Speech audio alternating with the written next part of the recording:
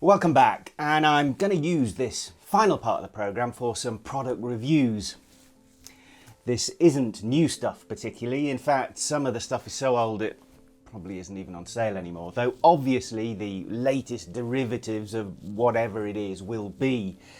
This product focus is in response to viewers' questions. I get asked frequently, as does Don, about the riding gear that we wear. And I can understand because, especially if you're still relatively new to biking, it can be a bit daunting, the amount and variety of riding kit that's available. Most new bikers don't budget enough for proper protective riding kit, blowing all their cash on the best bike possible, and I completely understand that as well. I did it myself when I started biking, ended up riding some really fancy bikes with nothing more than a pair of jeans, a flappy leather fashion jacket, some second-hand gloves and a pair of Doc Martens I wore to college. That changed quite quickly because I learned the hard way, by falling off, that crashes hurt a lot and they will hurt less if you have the right kit. One point worth emphasising, a truism if you will, that tends to hold particularly true with rider gear is that you get what you pay for. Pay more, the kit tends to get substantially better. Anyway, on to some of my daily rider kit, most of which I absolutely swear by and some of it I don't. Most of my kit has been sponsored for many years now, but that doesn't mean I'm not allowed to say what I think about specific bits of it. And it also means at some point or another I've used just about all the major brands. And for the past dozen years or more, I'm happily settled with two major, though not perfect, brands that provide me with kit when I need it. Let's do helmets first. I use Shark. It seems to fit me perfectly. You can of course get various sizes for whichever brand of helmet it might be, and often that includes different thicknesses of cheek pads and the like to tailor the fit even more individually. But if you ask experienced bikers, I think you'll find that most agree there are some subtle differences in fit between the brands. This big fat ugly head of mine really suits the Shark shape, or failing that I feel most comfortable in an Arai. But whether it be Shoei or AGV or HJC, whichever brand, they're all slightly different, and so I can only recommend that you go and make a nuisance of yourself at a big accessory store and try them all on. I use these Spartan models. I have a red one as well, a slightly later version than this, for my daily use, and actually for a lot of the filming as well. It's a sporty touring kind of helmet, pretty quiet, though the cheapest accessory you should get, by the way, and buy regularly, is a set of foam earplugs. There's an inner dark visor that you can see there, and these are so useful. Just flip it out of the way if you ride into a shaded area under some trees or something like that, but still have the protection of the clear visor. I like the Shark visor ratchet system as well. It's easy to adjust its resistance, and so you can then make sure that it stays open just a bit for those cold mornings when it wants to steam up. The ventilation is good, though there is one annoying vent here on top of the lid that always gets loose and the wind just blows it, so that stays open.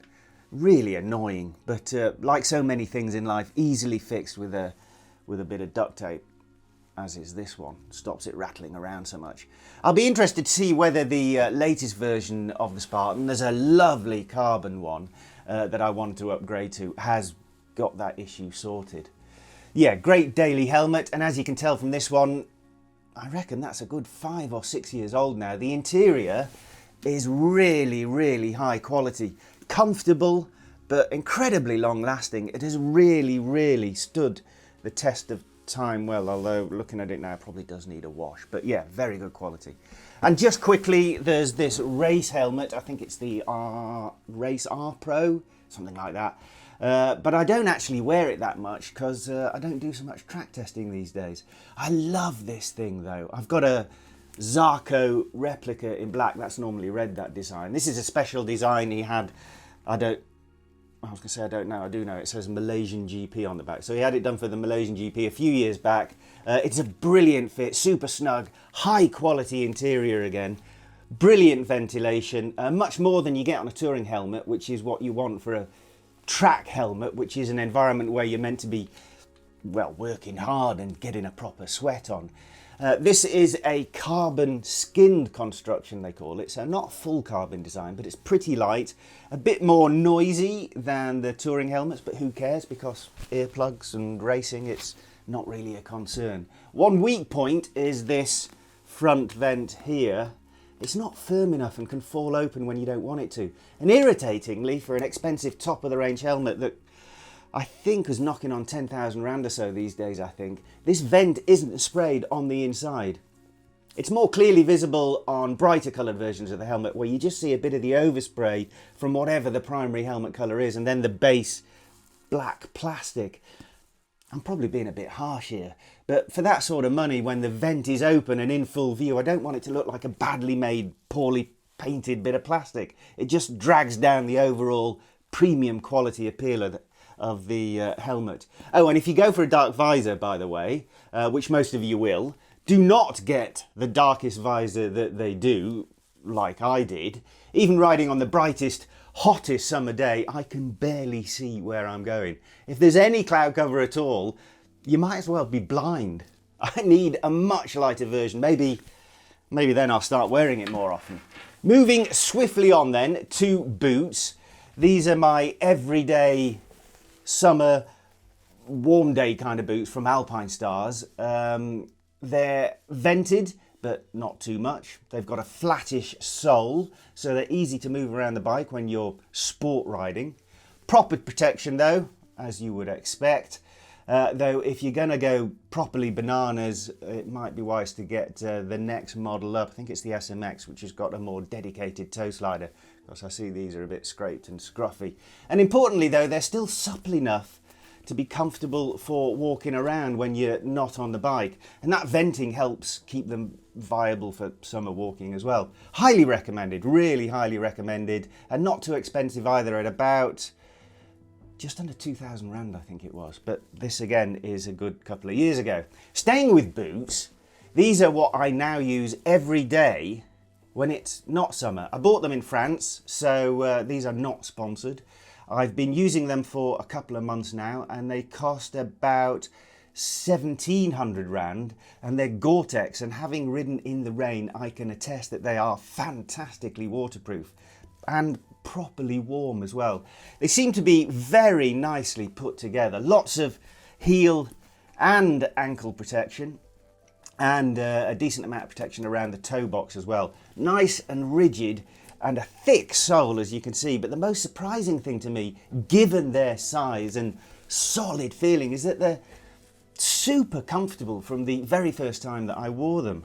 I've even done a fair amount of walking in them as well, and no problems at all. In fact, they feel very much like a top-of-the-range hiking boot.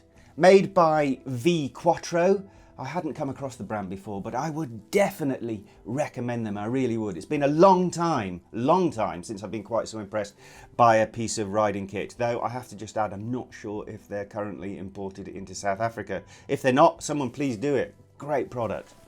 Okay, gloves. I use Alpine Stars for my hands. Race gloves that I'm not going to cover here, but for winter use, I use these Dry Star Jobbies.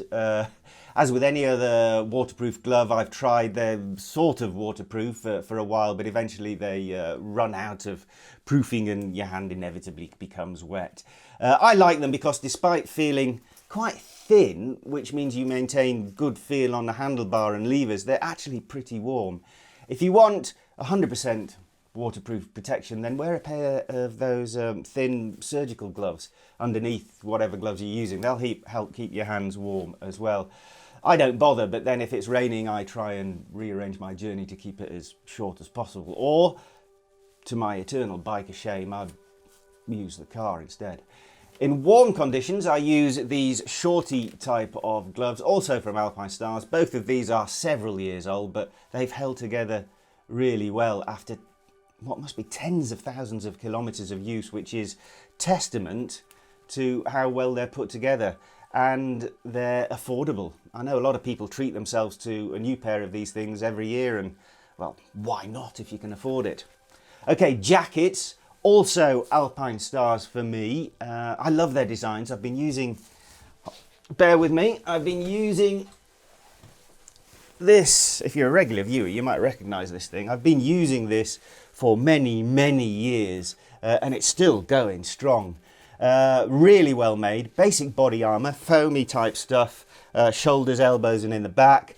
But as with all brands of textile jacket, it'll probably shift out of the way and do next to nothing if you have a half decent crash. But I'm really, really fond of this thing. A bit too warm for the height of summer, but by the same token, good for all other times of the year, even in the depths of winter if you layer up beneath it. The luminous colour is also handy for being noticeable without having to wear one of those vest type things, which I realise is an incredibly sensible thing to do, but I just can't bring myself to do it.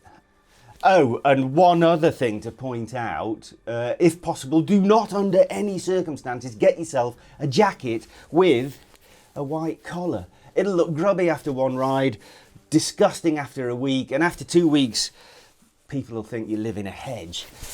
Thankfully, this has stood up to, like I say, a million billion washes without actually falling apart. And my favourite jacket I've had for about 3-4 years even, and stacked up thousands of kilometres of riding again, and it's still in good shape. The Ride Out, it's called, from Alpine Stars, is made of that sort of weird, almost neoprene-like material. So although it's thin, it's a lot warmer than you might think. The plain black design is always classy. It cleans up easily with a damp cloth, which begs the question why I haven't done it. I was wearing it yesterday. It's a jacket that's also good for high speeds because it doesn't flap around like the textile stuff.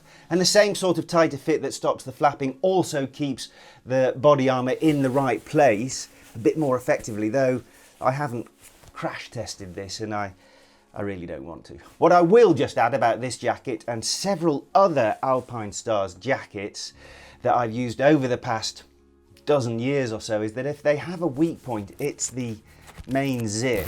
I've had failures on several jackets from Alpine Stars, including this one quite recently, but there again, it's after 4 years of use in this case. But with others,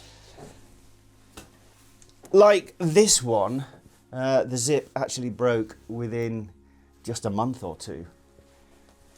I will just say though that Alpine Stars backup service is excellent, in South Africa at least, because each time they just take the jacket back and replace the zip pretty quickly, and a couple of days later it's back again. And that's for general customers as well, not just sponsored riders.